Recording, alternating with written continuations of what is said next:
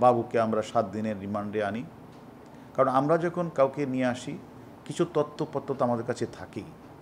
তার ধারাবাহিকতায় আমরা তাকে নিয়ে আসি এবং তাকে আমরা জিজ্ঞাসাবাদ করি এবং যে সে আমাদের কাছে অকপটে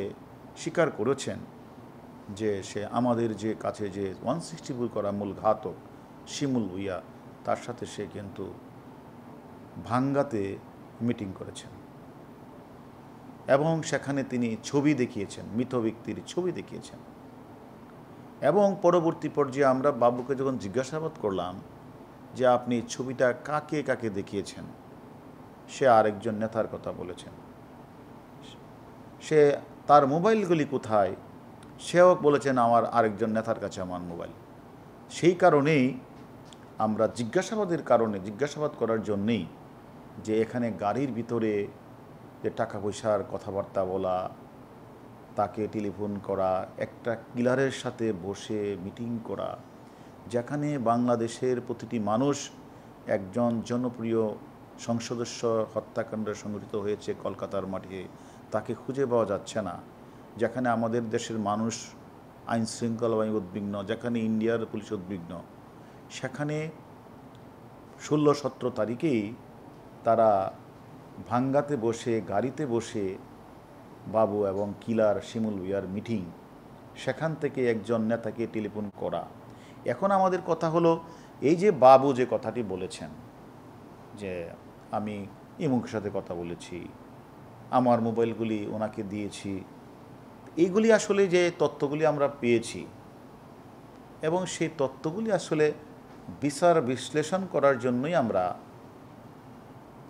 এইগুলির সঠিকতা আছে কি না এগুলি জিজ্ঞাসাবাদ করার জন্যই মূলত আমাদের আয়ু জিজ্ঞাসাবাদের জন্য আমাদের ঝিনাইদহের আওয়ামী লীগ নেতা মিন্টুকে সাহেবকে ডেকেছেন।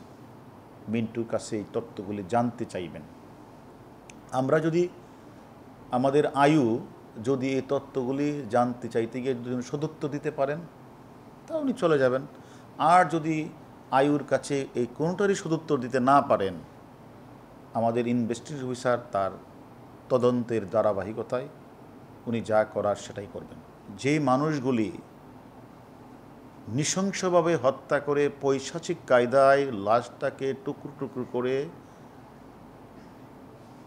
কলকাতার বিভিন্ন জায়গায় কাঠহত পদ্ধতি অবলম্বন করে লাশটাকে গুম করার উদ্দেশ্যে বিভিন্ন জায়গায় ফেলে দিলেন, সেই মানুষগুলি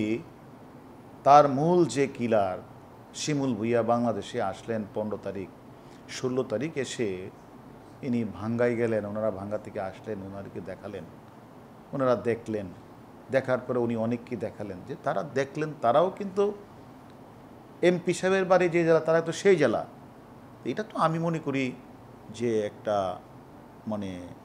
একটা এমপি সাহেব জনপ্রিয় এমপিকে তারা এভাবে মারলেন আর তারা দেখে এটা হজম করলেন, কেন হজম করলেন সেটাই তো জানতে চাইবে আমার তদন্তকারী কর্মকর্তা, সেটাই জিজ্ঞাসাবাদ করবেন।